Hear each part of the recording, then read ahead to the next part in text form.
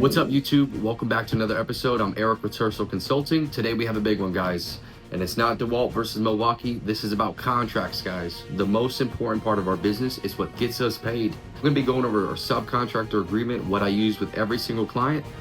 Take notes because this is going to be a great episode. I'm going to dive deep into these clauses, guys, and avoid any type of payment discrepancy ever again. So stay tuned, make sure you like and subscribe, and let's get to it. All right, guys, so if you're like me, starting off in the industry, I was a lot of word of mouth. So when you're word of mouth, you get referred to a client, and at that point, a little bit of trust is established between that client and you, so you find a mutual trust level and almost like a friendship level. And I would advise you do not get too close to your clients, guys, because that is the number one way when discrepancies happen to automatically have an extreme fallout, because at that point it's not business, it's personal, and there's a little bit more pain on that client's mindset to attacking you. So guys, separate the business and keep yourself from the beginning to have a process where the client understands that yes, you guys can have a relationship, but that this is a business transaction, that they are hiring you and your expertise to get a job done. So make sure that you set that expectation clear from the beginning. Make sure you always have your client sign an agreement, no matter how big the job is. You never want to rely on a verbal agreement. It just won't hold up. And if there's a discrepancy, which a lot of jobs end up having, you want to be able to make sure to have this agreement. Guys, I'm going to be going over what's in my contracts. I'm going to be reading off certain bullet points that I want you to write down. Now, keep in mind that all of these bullet points I am telling you, you might find redundant and you might feel like you don't need to put it in your scope of work, but this is what works out for me. Okay, so number one, insurance and liability. This is one of the first clauses in my contract, and it pretty much what it states is that our company will maintain general liability and workers' comp throughout the duration of the project. Proof of insurance will be available upon request. Limitations of liability.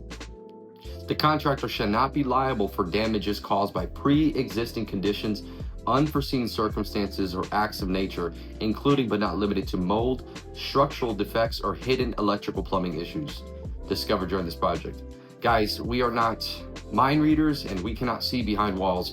So a lot of the times when we give an estimate, we are giving what the eyes can see. Now, granted, throughout the years of experience, we're able to see technically behind the walls to a certain degree, but we can't always know whether a previous contractor left stuff behind the walls, if there's mold issues, if there's termites, bugs, anything. So guys, keep that in mind to put that in your contract, that our estimate is based off of what we can see. When you have a bigger remodel, this is a very important one. The client agrees to carry homeowners insurance or builder's risk insurance.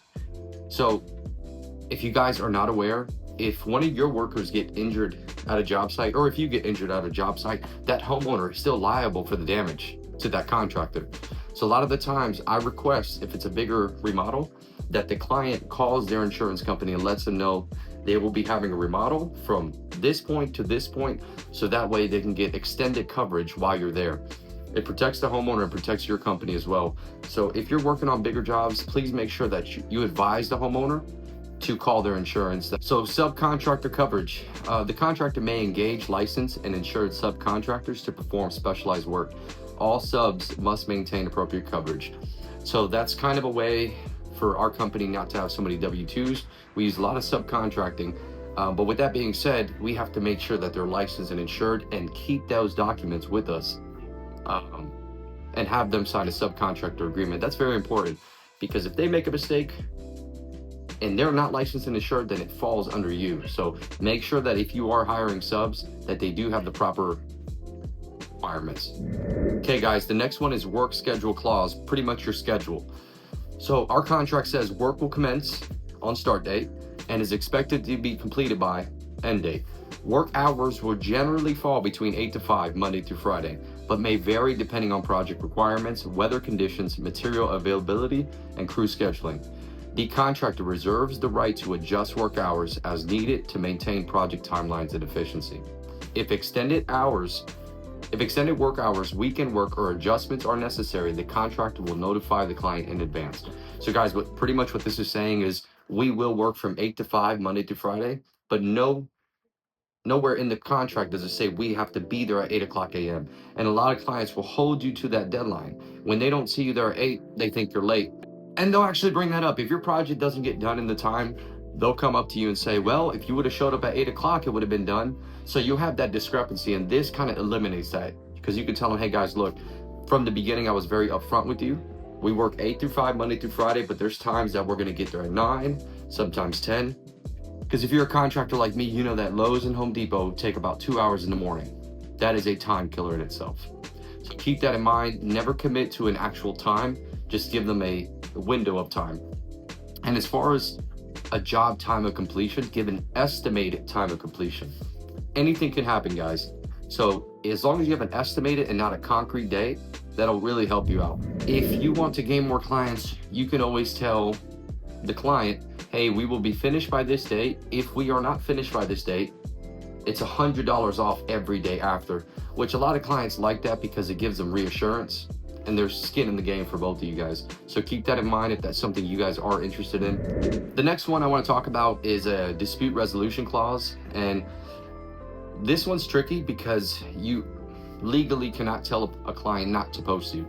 In here it says client agrees not to publish, post, or communicate any disparaging remarks, reviews, or negative statements about the contractor, its owners, employees, or services in any form of online or public communication, including but not limited to social media, review websites, or forums. Any concerns must be addressed directly with the contractor through the dispute resolution process, which we'll get to that later. If the client has any issues or complaints regarding the contractor services, the client agrees to resolve the matter through direct communication and, if necessary, formal mediation before making public statements. Guys, that is critical. Violations of this clause may result in legal action for defamation and damages, and the client may be responsible for legal costs. Now, I have a little disclaimer there. It says this clause does not prohibit the client from providing fair and truthful reviews, but it does prohibit false, misleading, or defamatory statements. And that's a big one. Guys, a client just can't go because you guys have discrepancies, post you all over in the internet that you guys are the worst contractors ever seen. But before they post you, you want to have a channel where they can take their discrepancies to.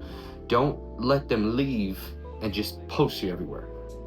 So that's big. Guys, you can avoid 1-star reviews on Google. You can avoid Facebook, all of that. Guys, warranty. I don't know if you guys are offering warranties, plan to offer warranties, or you're asking yourself, what is a warranty? On our business, we cover limited lifetime warranty. We pretty much stand by our product and our service, as long as we are the ones that are touching it, as long as what we install is new. But let me read here what I have in the contract. Contractor warrants that all work performed will be free from major defects in workmanship for the lifetime of the structure, provided that the original owner maintains the property under normal conditions. That's a key. The owner must maintain it. Warranty does not cover damage caused by natural wear and tear, improper use, accidents, modifications, or failure of materials outside of the manufacturer's warranty. Any work or repairs performed by another contractor, handyman, or third party after completion, it voids the warranty. And that's pretty much cut and simple. This helps you out big time because if you are on a job, have a discrepancy, and you get booted from the job, anyone that touches that job site after, you are not liable for, because no one can prove who did what. So you're doing a bathroom remodel, you tile, let's say you don't finish, you and the client have a disagreement, somebody else comes back to grout, whatever the case may be, and it starts leaking. At what point could they say it was your company or the other company? So make sure that you have this in the agreement as far as your warranty, and also stating that you have to be the one to finish the job, which we're going to get to that a couple bullet points later, talking about right to cure. Warranty is non-transferable and applies to that specific client. So if you're offering a limited lifetime, it doesn't go to the next homeowner, it stays with that one client. If that one client leaves the house for whatever reason, sells the house, then obviously the warranty gets voided. Service fee. Within the first 6 months, any valid warranty claims will be assessed at no cost. After 6 months, a service fee of $175 just to diagnose. All right, guys, next is change order and additional clause. I don't know about you guys, but if you're like me, you have survived a long time off of change orders. Change orders it's a love and hate relationship with change orders, because it could definitely make the whole contract a little messy. But change orders can get you out of a sticky situation when there's a scope of work that you did not see. And 7 years in, I'm still finding things that I just did not see. Okay, so the definition of a change order. Change order refers to any modification to the original scope of work, including but not limited to additional work requested by the client, changes in materials, finishes, or designs, unforeseen conditions requiring extra labor or materials, modifications required by local building authorities or inspectors. So I have here, all change orders must be in writing and signed by both parties before any additional work begins. Verbal change requests will not be honored without written confirmation. The contractor will provide a detailed breakdown of additional costs and time. Guys, these are really important. A lot of the times when you're doing a job, in your head, you got a $10,000 remodel, right? And you're happy. You got $10,000, it's only gonna take you a week, that's great. But what happens when you have that change order that's needed? Maybe you need additional framing, additional demo, maybe the walls aren't level and you have to shim them up, whatever the case may be. And you tell the client, hey, don't even worry about it, just throw me $1,000. But what happens is, it's not documented. And you want a paper trail, guys, from the beginning to the end of the project, a smooth, healthy paper trail. So when you find something going on the job site, take pictures, document it, and say, hey, client, this is what's going on. This is an unforeseen circumstance. This is the change order. And be fair. I mean, you can definitely bundle it in. Even if you give the change order for free, still have documentation. Make sure that it is in writing. Everything you are doing should be in writing. So I know a lot of guys in the industry, they're charging a change order fee, which is a fixed or a percentage based off the scope of work. This helps a lot because it eliminates a continuance of change orders. It makes the client stick to that original scope of work because they understand that they're going to be charged every time they want to add something. Now, if this is something that needs to be done, whether structurally or just something that you cannot do without having to get that done, then that's a different story. So the payment for a change order, I request all change order payments must be made at the time of finding. Because at that point, we have to get materials, we might have to extend a couple days. It just helps us not have to dive into that retainer so much, because we require a 40% deposit on every single job. And that 40% deposit pretty much gets us by, and with a little bit of hiccup room too. It's critical to understand that change orders are going to extend the project completion date, depending on the change order, obviously.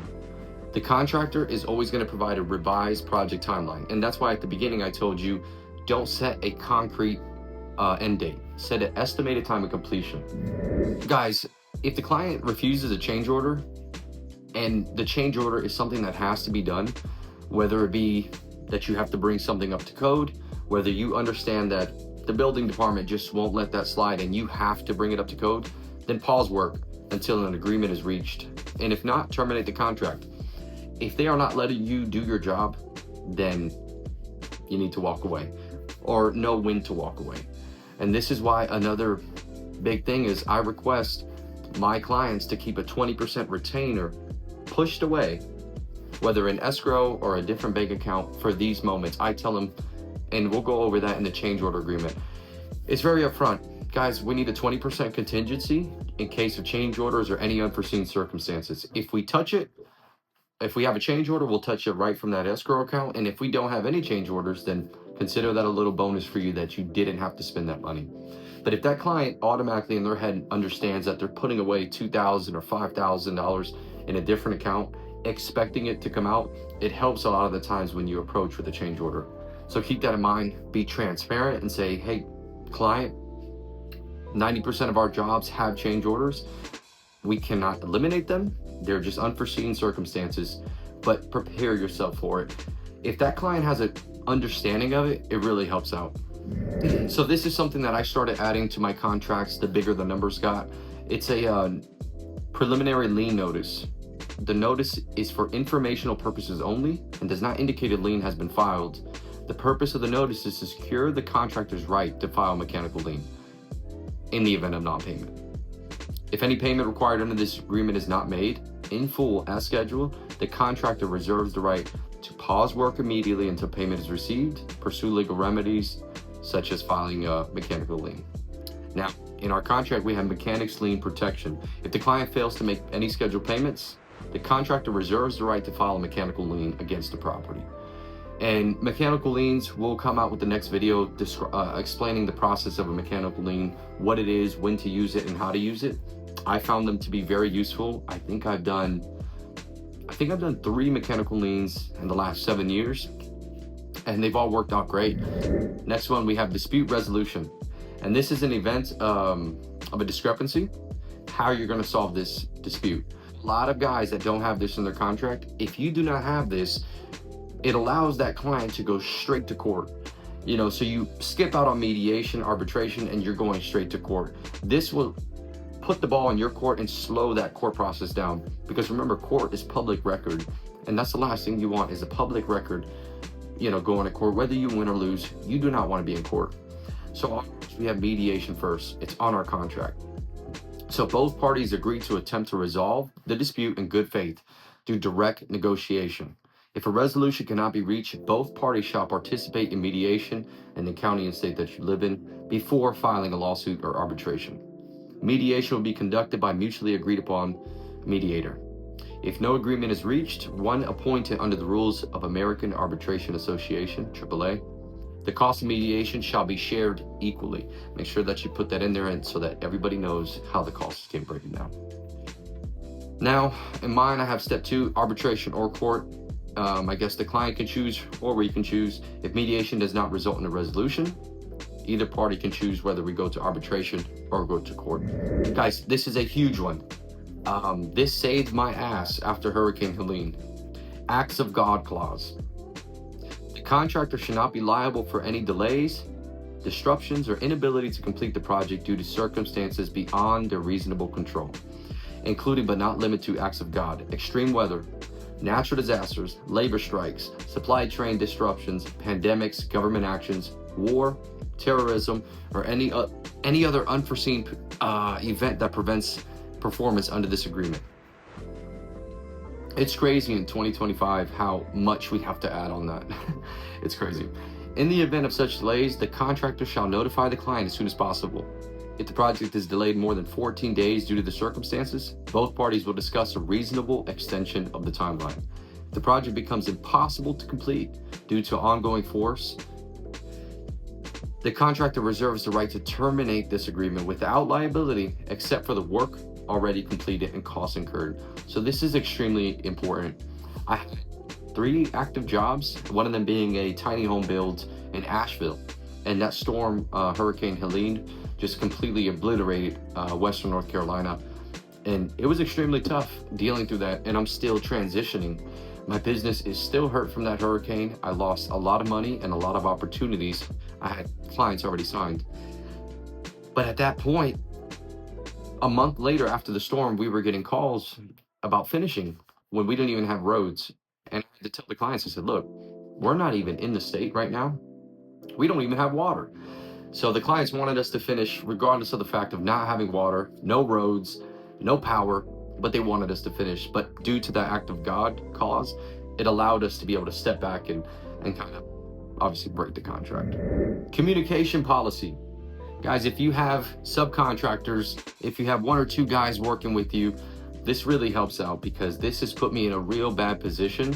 When I've had my project manager or subs give information to the client without me knowing, and that pretty much holds me down to that contract. So I had a subcontractor tell the client that we were going to retile a bathroom for her at a certain price point. When she had called me, told me, hey, I'm aware that you're going to do this for this.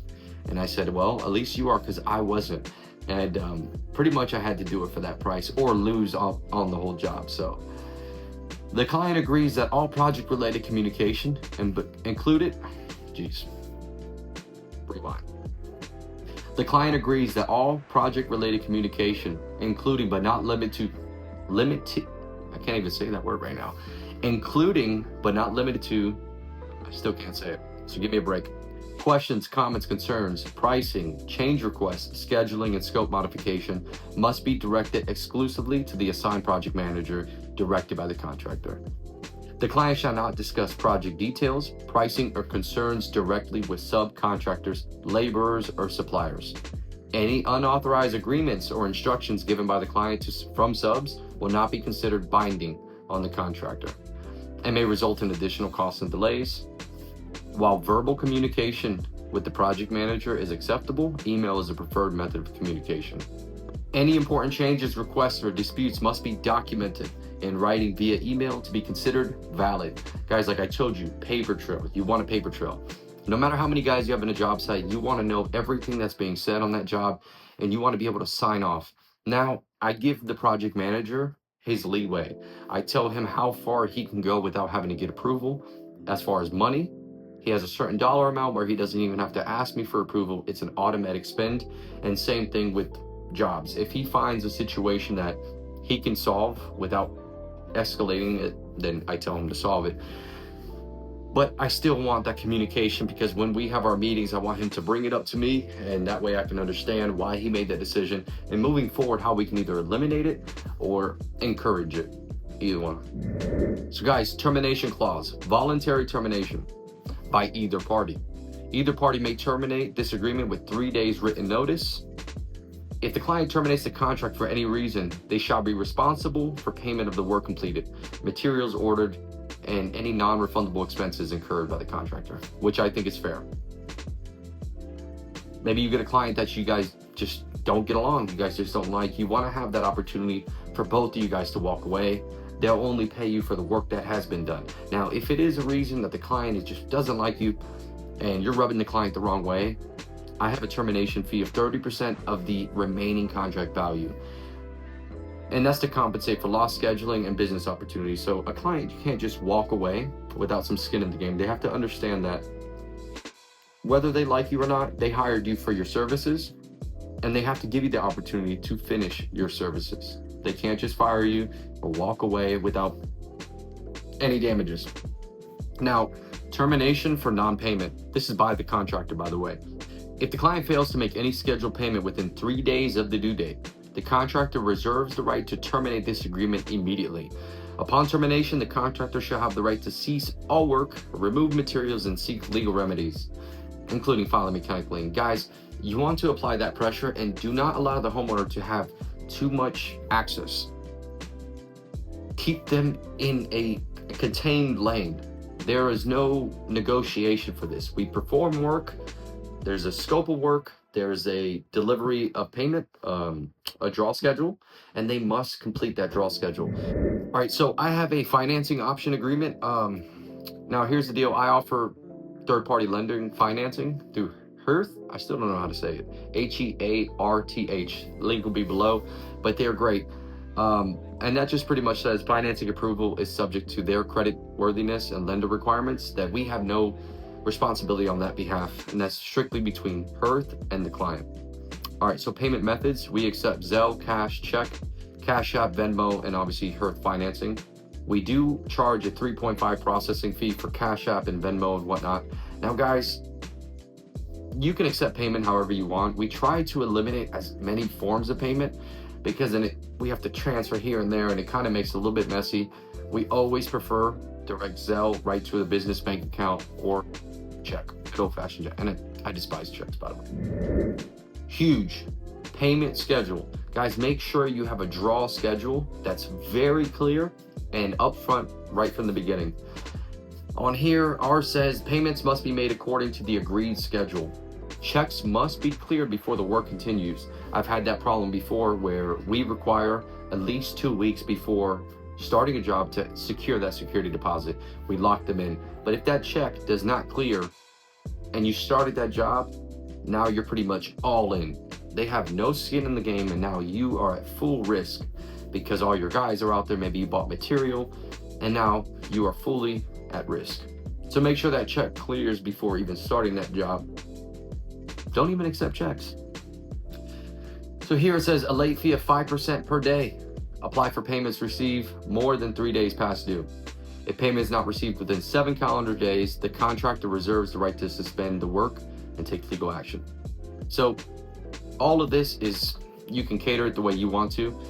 7 days, you can move to 14, 30 days, 60 days, 90 days. And that 5% fee, that will help them expedite that payment so that they don't just wait around paying you. I don't know how you guys do it, if you guys charge material and labor. Our company just does labor. I feel like it makes the process a little bit smoother. We're not responsible for materials. We do charge a fee, a material pickup fee. If the client just doesn't have the means to pick up material, we will pick it up for them at a fee. Yeah, guys, so that's pretty much it. I just went over the general contractor agreement that I use for my business. It has been very successful to making sure that we always get paid, that communication is being streamlined to the proper sources, that documentation is constantly being implemented. Now, guys, develop a system and a process. So make the agreement signing, make it a fun journey for that client. Don't make it so serious. It could be a little intimidating, but get used to it and have confidence going in, knowing that you're securing your business. Guys, remember, you're building a 6-figure business.